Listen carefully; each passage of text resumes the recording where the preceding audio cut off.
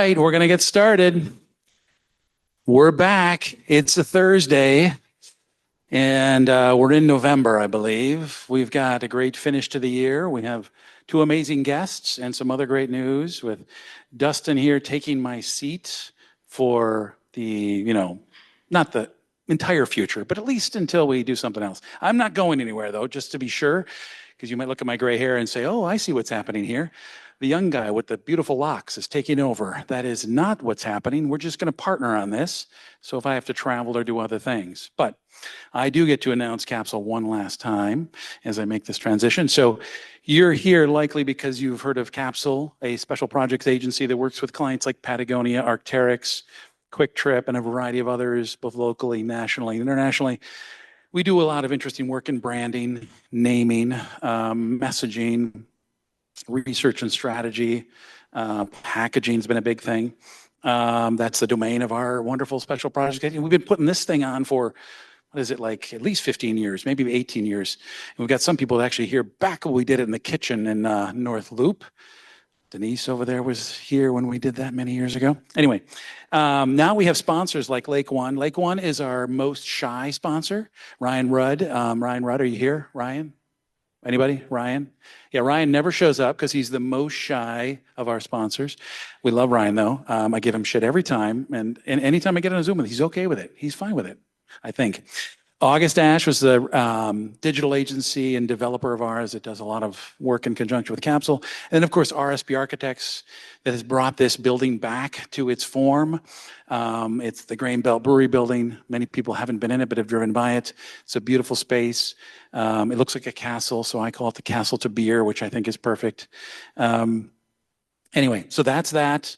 As far as the other cool stuff, our poster over there, our last in the series on collaboration is out. These are our anniversary posters around our values. In case you didn't know, we're 25 years old. Yes, that's where the gray hair comes from. And the last one is a beautiful one. Not only how it was designed in a collaborative process, it also looks very collaborative and cool. And we're going to give one away today. We're going to, because I do believe we did. Yes, there it is. Ellen Pickering coming up with our, I'm not drawing it. I don't want to be responsible for that. Kymm.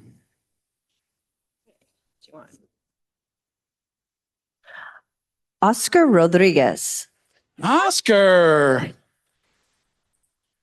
See, you show up. First time. He's a newbie. He's not been here before. He gets a poster. That's great. Yes, and they're, of course, for sale on our website. They're beautiful. They're all about our 6 values that we put on there, that we wrote down 25 years ago.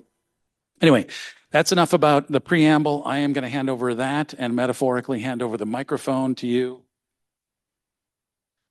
Thanks, Aaron. I'm confident this is not the last time you'll introduce Capsule, so no need to be foreboding, even though it's November and everything is dying. But we're here together. We're here together today with 2 incredible marketing leaders who happen to have a relationship that I'm sure we'll dive into today. So I'd love to welcome Kymm Martinez. Currently, she's the CEO and founder of Wilder Marketing Group.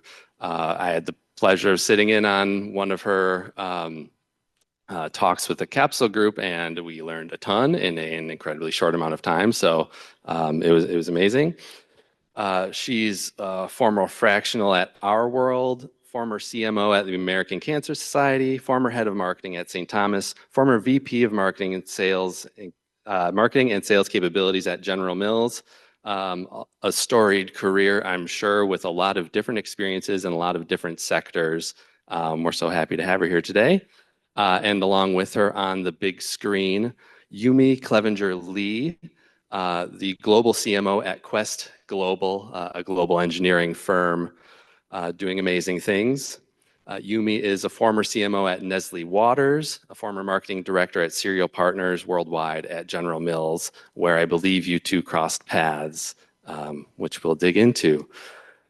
Today is all about culture, and just a little preamble before I ask them to just give a little bit more info about their story, how they got to where they are, things like that. Culture is a big thing, means a lot of things to different people. We're kind of focused on organizational culture. What does it mean to form a culture with a group of people who are working together? What does it mean to exist in one, try and change one, lead one, all those sorts of things. Yeah. So I'm here today also with a wonderful person, Abby Kelsey. Please introduce yourself, Abby. Hello, everyone. I'm Abby Kelsey. I am a fractional social media leader and then the CEO of Marketers Community. And I am so thankful to be co-host for this event. It's been a wonderful opportunity, and I'm excited to get into the questions for today. One last thing, I suppose I should say, I'm Dustin. I work at Capsule. So great. And he has his PhD in history. That's correct. Yes. Today's about you, Kymm, though.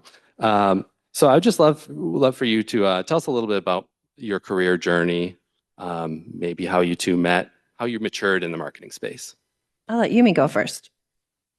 It makes me nervous that you guys say I'm on a big screen because I don't know what that means. You're the big floating head. Well, it is really great to be here. And when Capsule paired us up, I think Kymm and I both had the same reaction of how fun it is that we get to come, back together and share a moment together. Well, we will get into it, but Kymm, I was doing some of the, just thinking back, and it's probably a good 18-year relationship. It's unbelievable. Okay, so a little bit about my background, just to set some context. As you heard from Dustin, I did start my career at General Mills back in 2004. Before that, I was in management consulting, which was also, super great start to learn a lot about a shallow level of many things in the business world before I got my MBA. And then I was with General Mills for just shy of 15 years. So it was a really great place to learn, just classic CPG marketing. Mark Addicks, for any of you in Minneapolis who know Mark well, and he was a wonderful teacher on just the craft of marketing. And I still carry a lot of the learnings forward with me to this day that I learned from Mark. I think, at General Mills, I took a lot of non-traditional assignments, which was really helpful. And, for example, I did a big stint in our food service division when I first went there, I thought I was being punished. It was like, why are you sending me to this part of the company? But it was such a blessing because it's where I really got in front of our customers and learned what it was like, to be in the shoes of sales and be in that kind of line of fire and answering to the customers and anticipating those questions in order to get to the ultimate consumer. I was able to do a lot of my work abroad, as Kymm was as well. So I spent 4 years in Switzerland as the head of innovation globally for a joint venture called Cereal Partners Worldwide. A couple of years in Mexico, actually following in Kymm's footsteps as the director of Latin America for Cereal Partners. And then eventually that led me to cross, through the joint venture over to the Nestle side. And you heard from Dustin that, he's in the Nestle Waters business. That was really interesting. I ended up helping big Nestle, like the $90 billion Nestle sell a company, which was really important learning for me. And then now I'm doing something totally different, and I'm at Quest Global, which is an engineering services company. I've moved from B2C to B2B, from product to services, still in a global capacity, but much more oriented towards Asia versus my past experience. And then now, working in engineering, which I laugh and say I don't have an engineering bone in my body, which keeps things really interesting daily.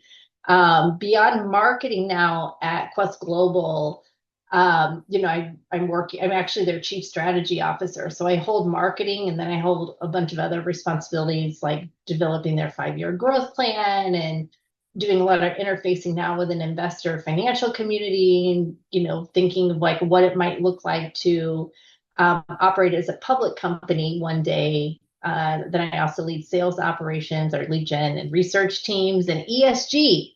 So in these smaller companies, they just load it all in. And I joke that they gave me this chief strategy officer title just so that they could, have an excuse to pile more work into the job description. So the big head on the screen's done talking. I'll put it over to you, Kymm. Oh, we're all laughing at your stories, Yumi. So there's a lot of love for you in the room. So Kymm Martinez, my first job right out of school was actually at MetLife Insurance Company in New York City. And I actually grew up on a farm in Missouri. So going from a farm in Missouri to New York City was like a little bit, I learned very early on not to make eye contact with people, because if you did, they came over to you and I'd be like, why are all the weird people talking to me? And they were like, you got to stop making eye contact. I was like, oh, okay, I can do that. So I was part of a management training program that you rotated through different parts of the insurance industry with the idea that you hopefully would stay with insurance, because nobody like really gets out of bed early as a kid and thinks, I want to work for an insurance company.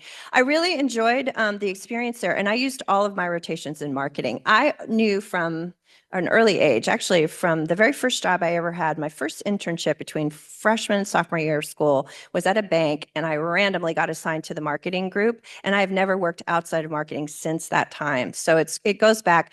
And at MetLife, I really love the job. I enjoyed it, but I realized that marketing was never going to drive the bus, at least back then at financial services.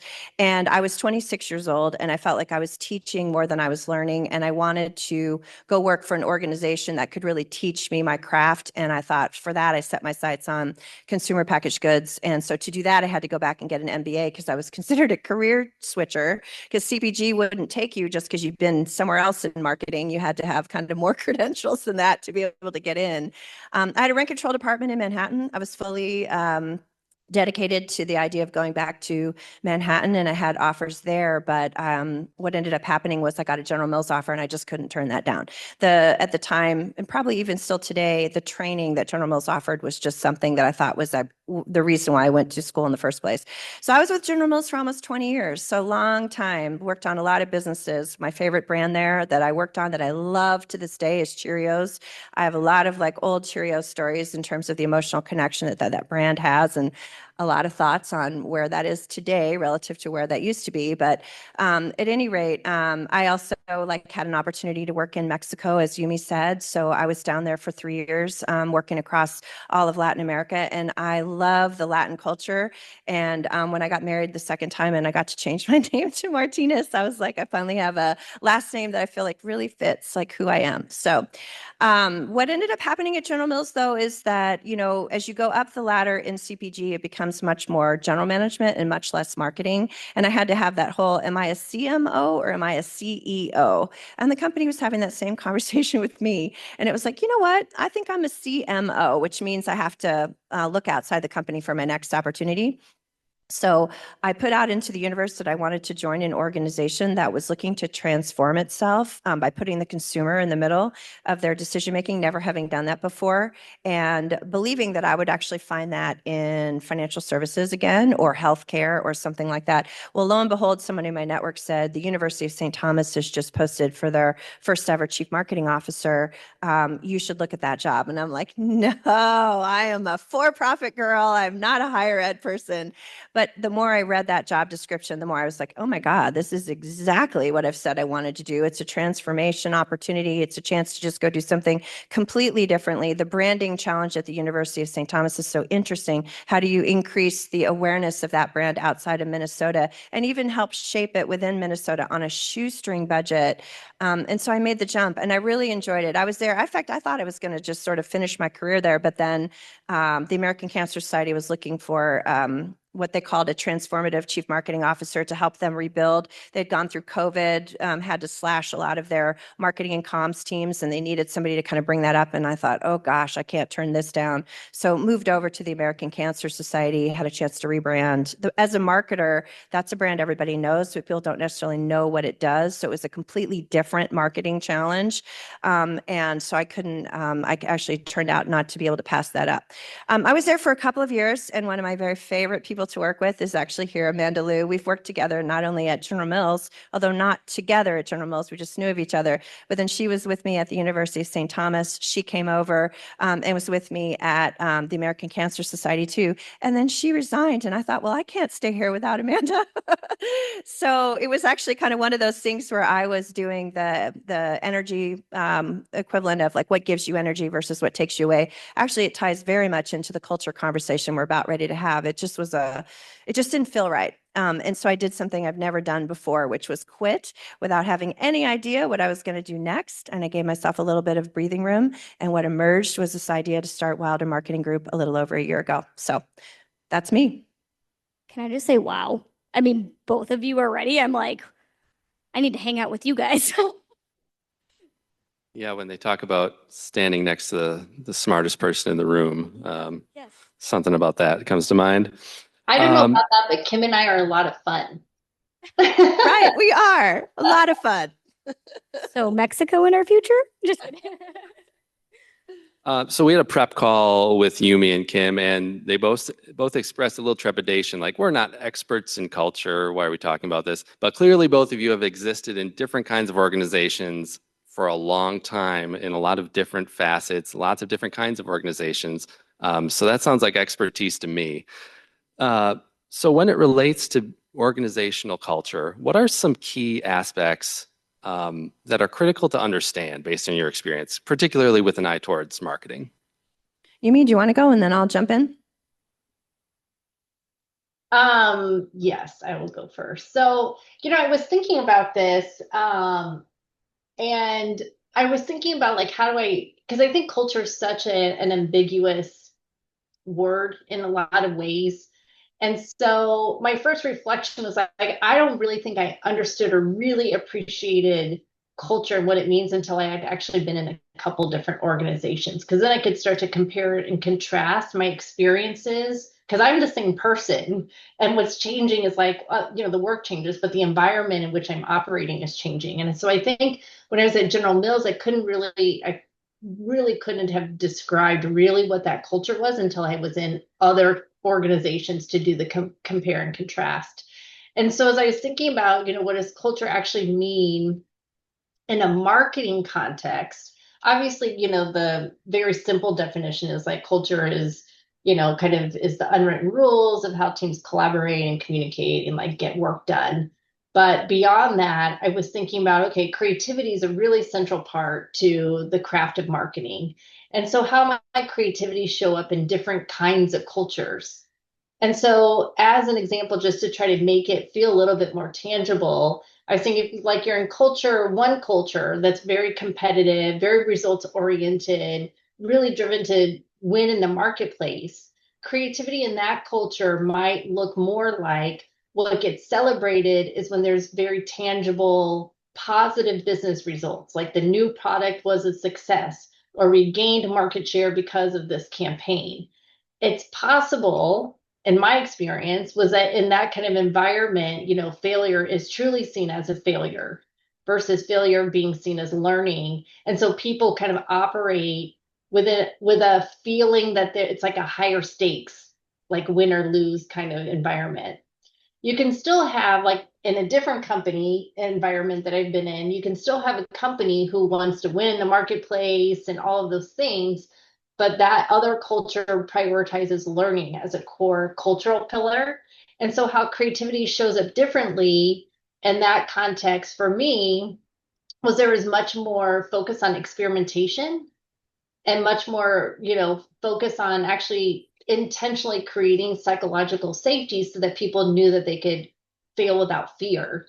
And actually they use, silly terms like successful failure, which is such an oxymoron, in some ways, but it's because they really see as long as you're learning, you're growing and getting to the next higher ground. And it's eventually going to turn into a win for the company. And so in this other organization, where I would say, creativity flourishes in a different way. It's kind of more about rewarding and nurturing curiosity and rewarding kind of continuous development in order to get their product or the market share win in the marketplace. So I'm not saying one culture is right or not right. They're both driven to win in the marketplace, but how they go about it and kind of the environment they create are very different based on the culture of those two organizations. So I was trying to kind of pull it apart based on, taking creativity and how would it live in two different environments. Yeah, and adding on to that too, culture reminds me a lot of the way we talk about brands today, in that, they're not really inside of our control. They're in the control of the people that love them and use them and, are part of that whole ecosystem. I feel like culture is exactly like that as well. There's only so far you as the leader can do to try and instill a culture. Obviously, it's owned by everybody in that system, and culture is spoken and unspoken. In fact, sometimes the more powerful messages come from the unspoken ones as you're watching that. But it can be built, and it can be shaped over time. And perhaps one of the most, I guess I would say, intense culture experience I've ever had in my working career was at a time when I was working for actually a joint venture that General Mills had with DuPont to market a soy milk. And it was like, so it was basically like a startup from the ground up, but with two very deep-pocketed parents. But we actually physically located outside of the General Mills building so that we would actually have an opportunity to build a culture that was different from the General Mills culture. And that was really encouraged by General Mills, because they understand that sometimes the General Mills courage squishes innovation, even though it doesn't mean to. And so they wanted us to kind of like get outside of that. And so, those of us that were part of it, we studied other organizations and culture. And actually Patagonia was I know Patagonia is one of the capsule clients. It was one of the ones that we studied, just to try and understand how they did that. We read the Jim Collins Built to Last book. We thought a lot about it. George Abide was along for the ride. He was our facilitator for all of our deep breath sessions, where we would actually have these big thinking moments to try and decide, how do we feel about where we're going, and do we want to pivot and change?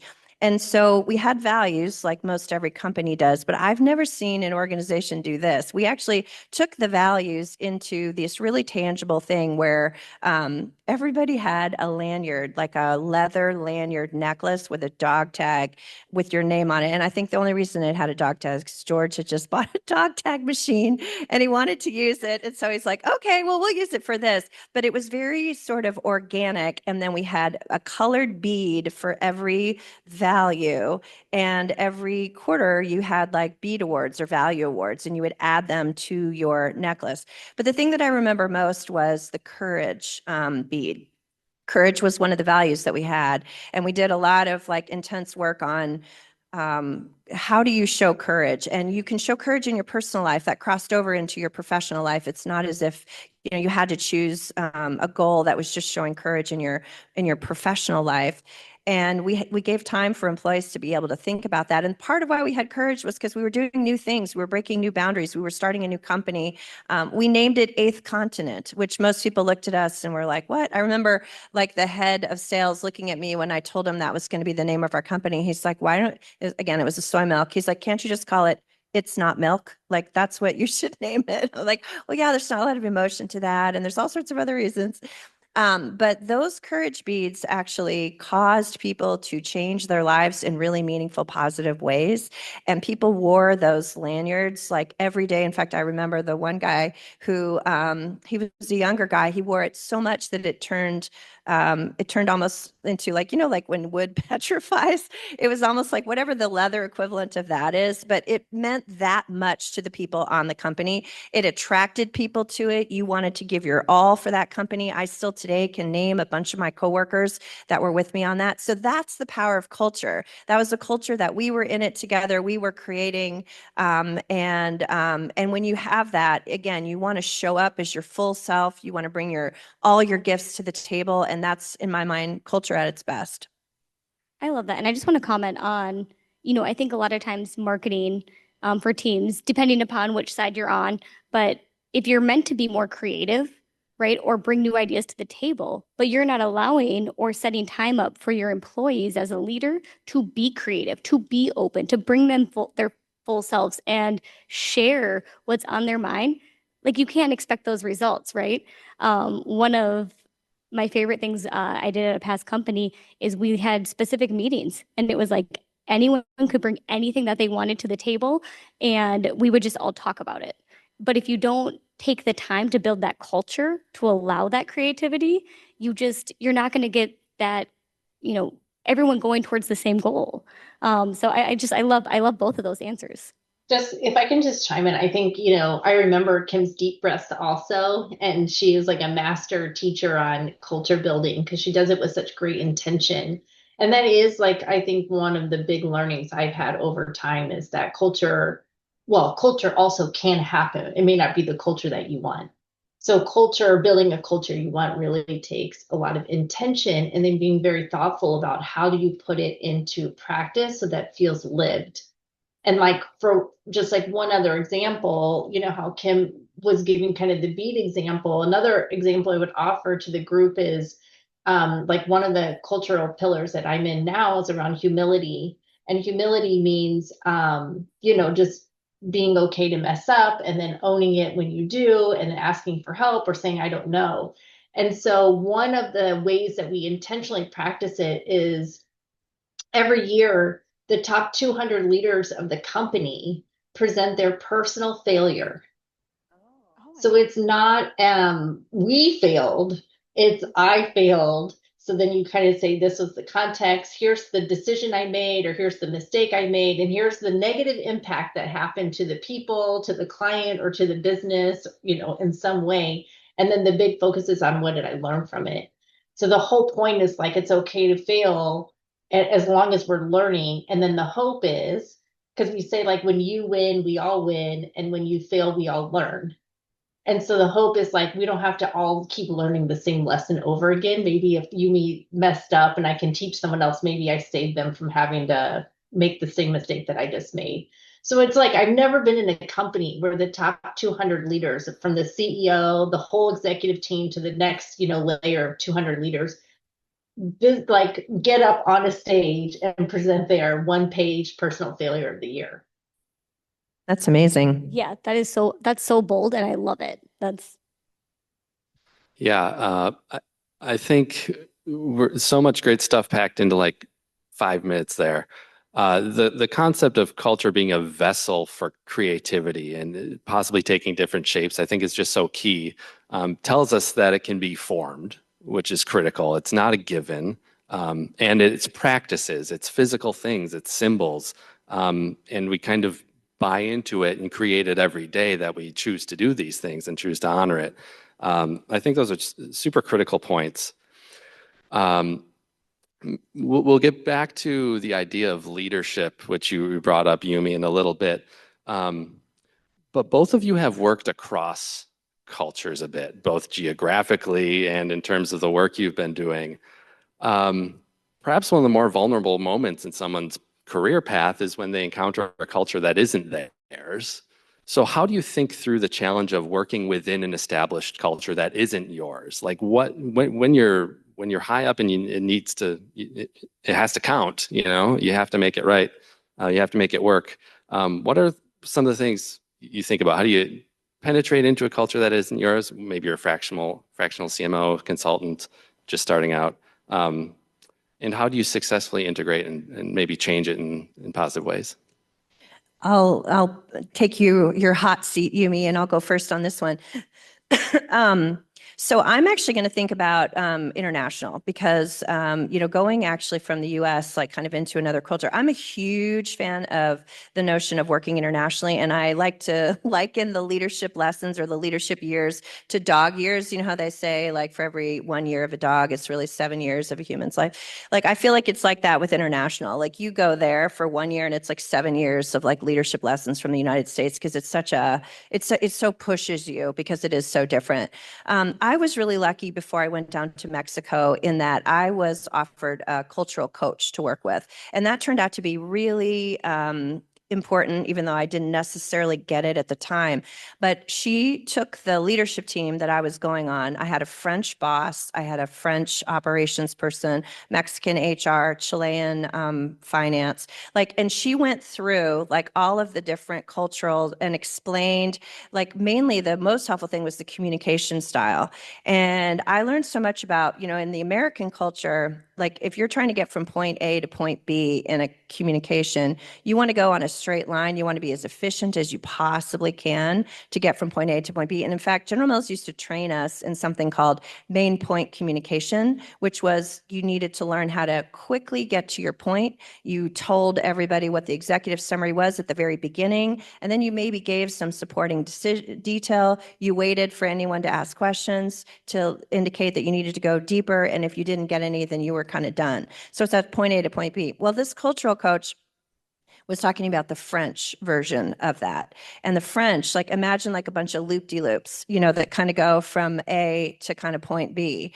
And there's a reason for that. They want to provide context. They don't just want to tell you what you need to know in that moment, but they want to give you the context so that by the time you get to the other side of it, you fully understand everything that had gone through that before, which to my American mind was like, well, that feels a little over the top, but it was so good to have that, because when I went down to Mexico and I was sitting for my transition with my new boss who had had the position that I was going to hold, like in the US, like you're lucky if you get a 2-hour transition with the person who had the job that you were going into. That was about all you got. Down there, I had 5 straight days, 9 in the morning till 7 at night, 5 straight days of transition.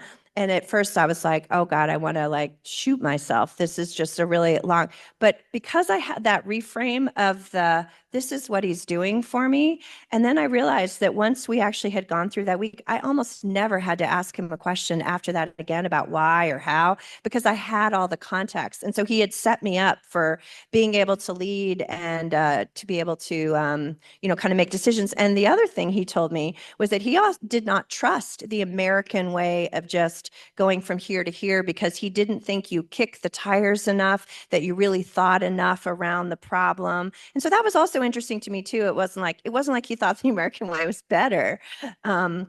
So I, you know, and again, down in the Latin culture, they haven't heard of main point communication. That's also not kind of like part of the Latin style. And I remember being in some of the meetings and realizing that if I was waiting for the information to get served up in the way that I wanted to hear it, I was going to be waiting a really long time, and I was going to be throwing the baby out with the bathwater in terms of some of the ideas, because there were some really amazing ideas that were coming, but they weren't coming. I'd have to be like, oh, the strategy. Okay, oh, wait a minute. There's a little bit of the execution. Oh, okay, the audience is over here, and then pull it together in my brain.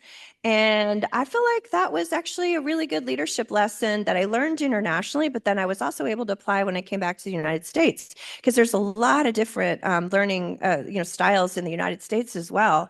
And so I guess that's one of the things about culture is, or in that case, just really respecting and going in, trying to seek to learn and not, I mean, it sounds obvious. Obviously, you're trying not to judge it and evaluate it, but at the same time, you are trying to shape it. Like, because I remember we had 5 regions in Latin America, and we would do these weeks where a whole week where a different region would present its plan every day. Well, once again, it was 9 in the morning until 7 at night, plus a dinner, 5 days straight. And I remember telling my French boss, this is not sustainable for a human being. Like, I cannot think like after 5 o'clock in these. You've got to give people a break. And he did later modify and try to get the meetings down a little bit more. So there was a little bit of give and take as he listened to some of what I had to say. But again, I think it's about entering with respect, humility, and wanting to learn, and recognizing that you can be changed in a positive way, not just you're looking to change the other culture in a positive way.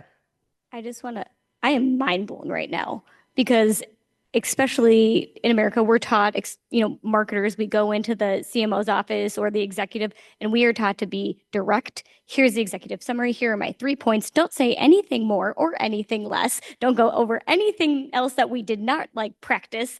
And like, that's what you're taught. And so that I've actually never heard that before. So that was very insightful. Thank you. I'm also I'm gonna name that as a white male executive style. So no, that's true. That's proven. That's not just me because I'm female. Like, that is a thing. And that is the dominant style in business in the US. And so if you're not that naturally, you are trying to, and I know we're gonna talk later about authenticity and all of that, but just to name that's where it comes from. I'm not dissing on it, because there's like good things to it. You just to know where it comes from. Kim, when you were talking, I was recollecting also working with French colleagues that worked on the Perrier brand. And we got into this moment in a, debate that was doing your loop-de-loops. And I remember muting the speaker and saying, I think he's trying to filibuster. Like he's just going to talk and talk until we run out of time so that we can never get to the decision or the point or whatever. So you're making me laugh as you were describing that. The only thing I would have add to this, I think, you did just a beautiful job kind of describing that is, it's really about listening and seeking to understand.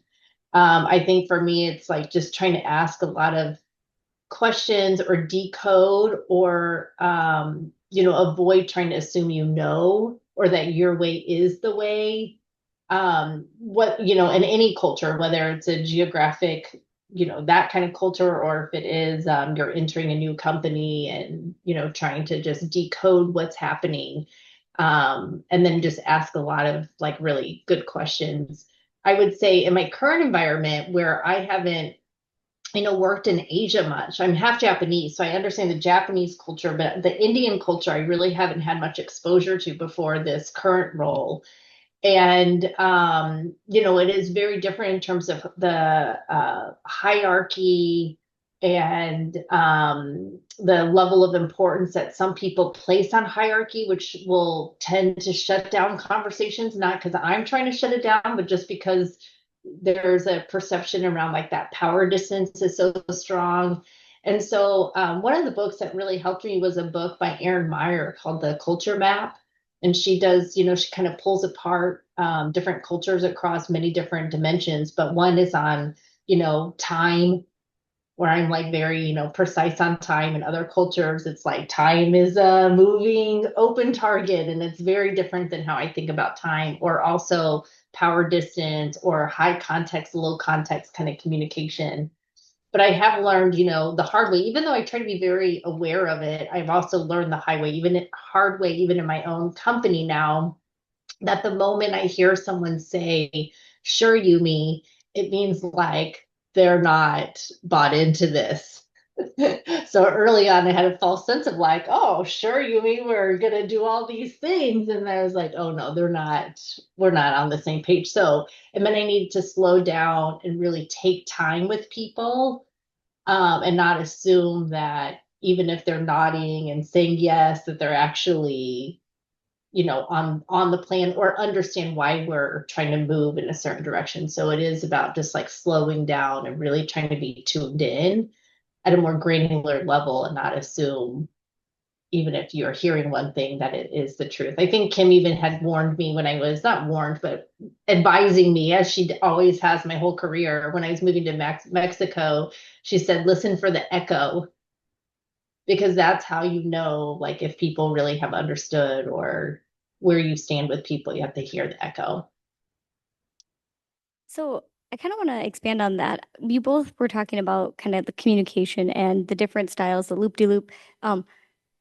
As leaders, do you both tell people your communication preference? Like, do you say like, here's the way I would like this delivered? Or how important do you think that is for teams to do, depending upon your level or where you're at? Well, one of the things that I know, one of the questions you were asking about is just like sort of leadership as a study, and how do you really think about leadership? And one of the things I was going to say there is that you need to have self-awareness and you need feedback, kind of like to be able to really actively take that in. And it's hard sometimes to get that because especially as you go up the ladder, it's so much more filtered and people are telling you what you want to hear. My daughter is so funny. Every time I tell her that somebody thinks I'm younger than I am, she'll say, does that person work for you? She's convinced it's like some sort of like wacky sense of flattery, but yeah.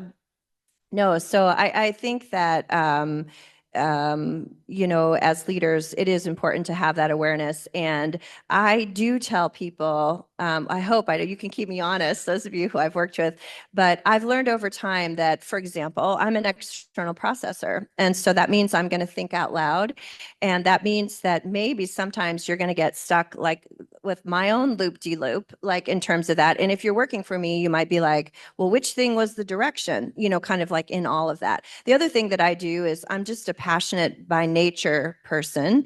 And when I talk, it sounds really passionate. And the other person could be on the other side going, oh, wow, she really cares about this, when I really don't. And so I've had to learn, it's just the way I talk. So I've actually had to learn to tell people, and I do say this, I'm like, I know it looks like I really care about this, but I don't. Please make the decision that is right for you. I'm just giving you some thoughts on it. So I've tried to be reflective in terms of owning how I show up in addition to my intent. Because I think we're all used to owning our intentions, but you have to own the perception, that you've created. And the other thing that I think is really important is that you also have to learn where your lines are in terms of when you go over this side of things, you've stretched too far and you no longer feel like yourself.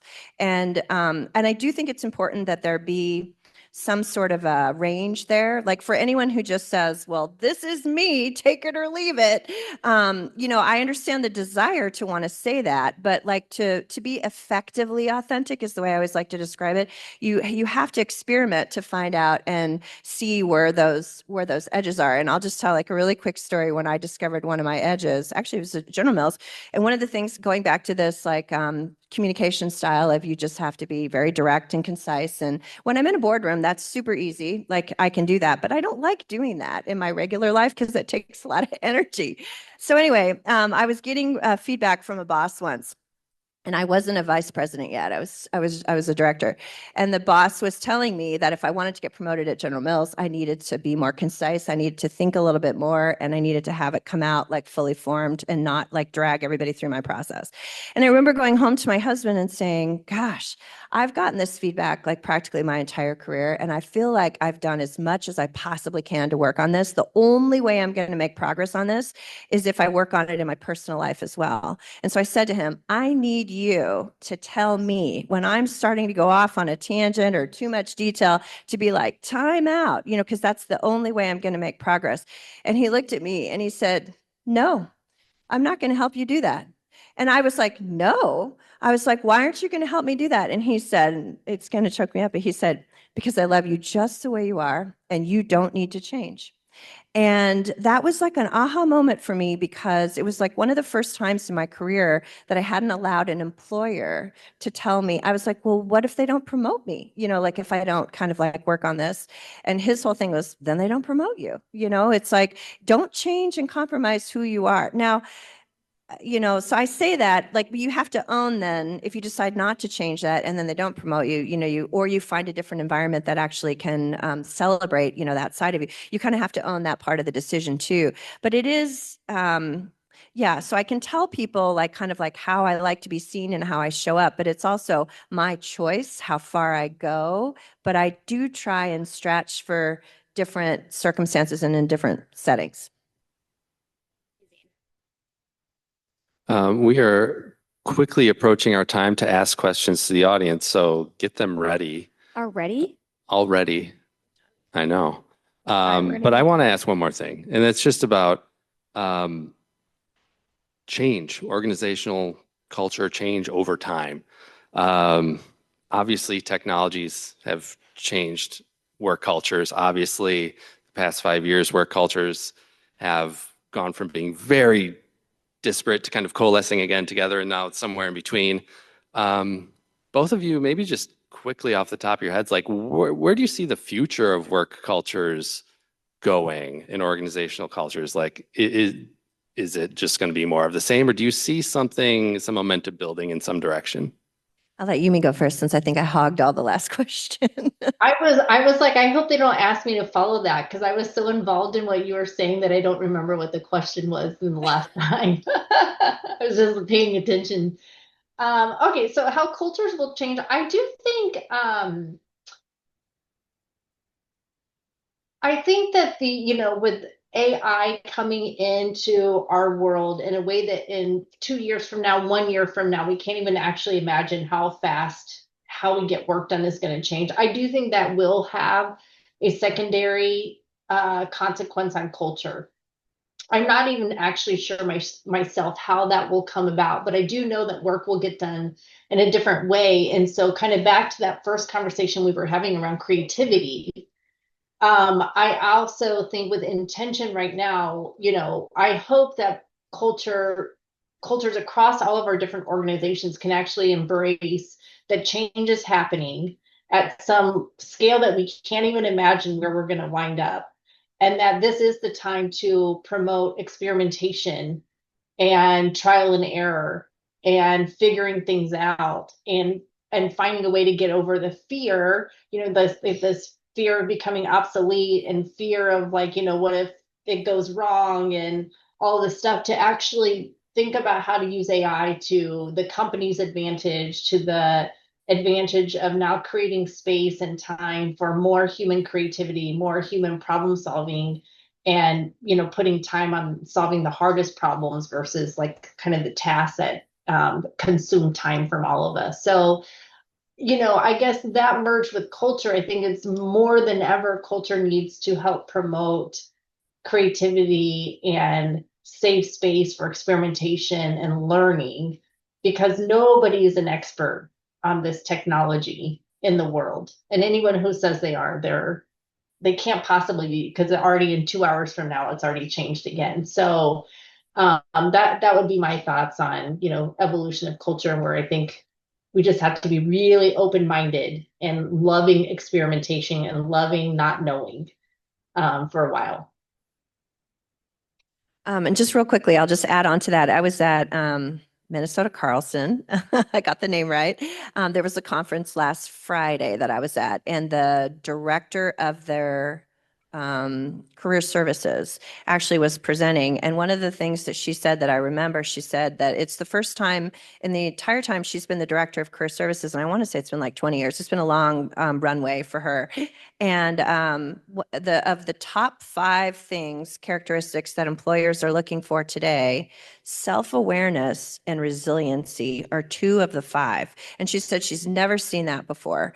And part of it is because self-awareness is linked to, if you have self-awareness, you're more likely to collaborate, you're more likely to be adaptable, that kind of thing. And I thought that was a really positive thing, because I've always thought that it was a really important thing to be self-aware.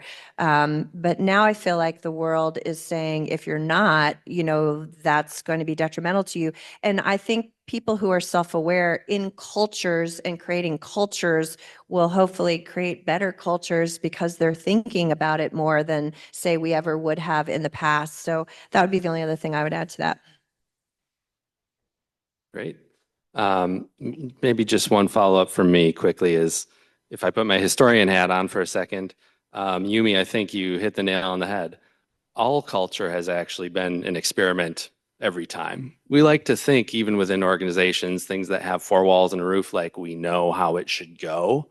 But people have been changing. Norms have always been changing. Like, we're making it up with some, boundaries that we shift thoughtfully, and for good reason most of the time. But I think you're right. Like, experimentation is essential.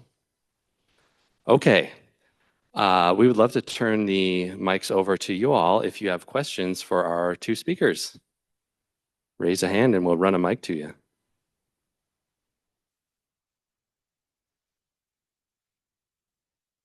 Yumi, this is Aaron. Hi, So mergers and acquisitions, 66% of mergers and acquisitions fail, likely because of culture. Can you tell our audience a little bit how the success you've had at Quest, 17 out of 19 acquisitions have been successful? Because that isn't 66%. That's a huge success rate. Want to share a little? Yeah, thanks for the question, Aaron. Yeah, at our company, I mean, M&A is like a really big part of our growth agenda. And yeah, we've really beaten the odds on, usually, as you said, the majority fail, and we've had the opposite success rate. I think a big part of that is actually the way that we integrate the two companies. And the reason how we do it differently is actually there's no feeling of hostile takeover or someone has actually been acquired. We actually even try not to use that acquired language. We try to say, welcome to the Quest Global family, because it sets a different tone versus like we've acquired you and now you have to like follow us. So it's very much like we believe that we do everything we can to keep the founders in place of the company that is joining our team. And then we, up front, before we have actually made the deal happen, we do a lot of discussion on, is there a cultural fit? So that the two companies coming together have the similar kind of entrepreneurial DNA, have the same principles around aspiration, hunger, and humility. And if those like core fundamental principles are aligned, we feel like we can work through any of the other stuff that has to come along with it. And so it's kind of that simple. I mean, there's a lot more to it, but culture is like at the base foundation. I think if we didn't have cultures aligned, then it does feel like it's a hostile takeover and someone's having to radically change and adapt to try to fit into a new culture that they may or may not wish to sign up for.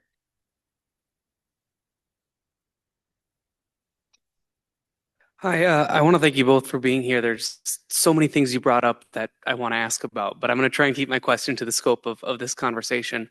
When actually one of our hosts here asked about the future of culture, my mind immediately went to remote work and how that affects culture. I have some friends who are 100% remote, and they say that their company has a great culture, and I'm not sure that I believe them because I don't know how we can pull that off.